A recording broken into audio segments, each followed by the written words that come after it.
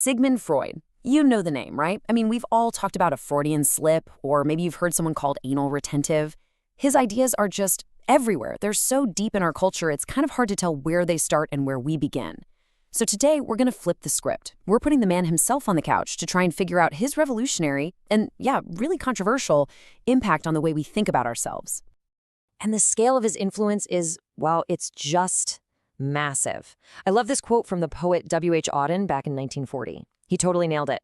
Freud didn't just come up with a few interesting theories. No, he created a whole climate of opinion.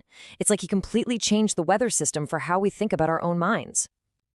So what is this climate of opinion? Well, it basically means that to even begin to understand Freud, you have to realize his ideas are baked into the very words we use every day to talk about ourselves. You know, our inner lives, what drives us, our deepest, darkest desires. Okay, so at his core, who was he? Sigmund Freud was an Austrian neurologist, and he's the guy who founded psychoanalysis. But look, this wasn't just some new therapy. It was a completely new way of thinking about what makes people tick. It was a theory of the mind that was going to echo through the entire 20th century, and honestly, it still does today. But before he was this huge global icon, let's remember, he was just a doctor in Vienna.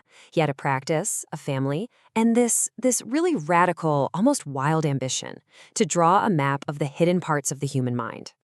And his life really spanned this incredible period of change, both scientifically and politically. So he was born back in 1856, becomes a doctor in Vienna in 1881, and that's where he spends most of his life, cooking up all these theories. But then, and this is a dramatic turn, in 1938, with the rise of the Nazis, he's forced to flee to London, and he dies there in exile just a year later. So, let's get into the heart of his big project, mapping our inner world. This was his whole thing. He wasn't just trying to treat what they called nervous disorders back then. He was trying to create the first ever complete map of the human mind, especially all the parts that are hidden, even from ourselves. And this really leads to the fundamental question that Freud puts right in front of us. What's really driving what you think and what you do? Are we really these rational creatures in charge of our own brains, or are there deeper, hidden forces pulling the strings? Freud's answer was a huge, definite yes to that second one. And that brings us to maybe his most famous idea, that classic visual, the iceberg. For Freud, our conscious mind, you know, everything we're aware of right now, that's just the tiny tip of the iceberg sticking out of the water.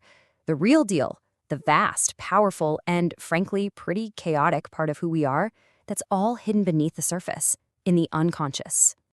Okay, so what's lurking down there in the deep, dark water? Well, first up, you've got the id. The id is pure primal instinct. It runs on what Freud called the pleasure principle. The easiest way to think about it is a screaming baby. It's hungry, it wants food, and it wants it now. That's the id. It's the part of you that demands instant gratification for all your urges, with zero concept of reality or right and wrong. It's just pure, raw want. Next up, you have the ego. The ego works on the reality principle. So if the id is that screaming baby, the ego is the adult in the room, trying to calm it down. The ego is your rational self, the part that has to negotiate between what the id wants and what the real world will actually allow. It's the voice that says, okay, yeah, you're hungry, but you can't just snatch the food off that guy's plate. Let's find a better way. And finally, there's the superego. This is your moral conscience. It's that internal voice of right and wrong that you got from your parents, from school, from society. It's the part that makes you feel guilty. So picture this. Your ego is stuck in the middle of a constant tug of war. On one side, you have the wild, impulsive id, and on the other, you have the strict, moralizing superego, a constant battle. Now, these ideas were so powerful, they didn't just sit on a shelf in some dusty book. Oh no. Freud built a whole global movement around them. And just like any big revolutionary movement, it was full of passionate loyalty, but also a ton of conflict and some pretty dramatic breakups. And the symbol of this whole movement, of course, became the couch. This is where the talking cure, as one of his patients famously called it, happened. The idea was for patients to practice free association, basically just say whatever pops into your head, no matter how weird or embarrassing or random it seems. The goal was to sift through all of that for clues about what was really going on down in the unconscious. So an inner circle started gathering in Freud's apartment way back in 1902. But here's the thing, Freud expected absolute loyalty to his ideas. This led to some massive splits with two of his brightest followers, Alfred Adler and Carl Jung. They eventually broke away to start their own schools of thought. The conflict got so heated that a secret committee of hardcore loyalists was actually formed just to protect Freud's original theories from what they saw as total heresy. And that really brings us right up to today, because even now, Freud's legacy is, to put it mildly, intensely debated. On one hand, people see him as a foundational genius. On the other, he's seen as a deeply, deeply flawed figure whose ideas have been torn apart by critics. So this gets us to the million-dollar question. Was any of this actually science? Well, on the plus side, it gave us talk therapy, which is the foundation for almost all psychotherapy today. Huge. But on the other side, critics like the famous philosopher Karl Popper pointed out a massive problem. His theories are unfalsifiable. What's that mean? It means you can't prove them wrong. Think about it. If a patient's actions fit Freud's theory, great, the theory is confirmed. But if the patient's actions didn't fit the theory, Freud could just say, that's denial, which also conveniently confirms the theory. It's a win-win for the theory. And that kind of circular logic is why some people call it a pseudoscience. And the critiques definitely don't stop with the science part. Feminist thinkers, in particular, have seriously challenged for its work.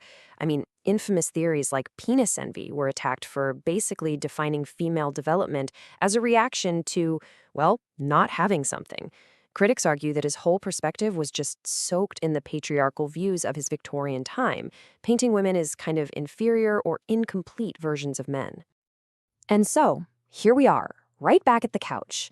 It really is the perfect symbol for his whole legacy, isn't it?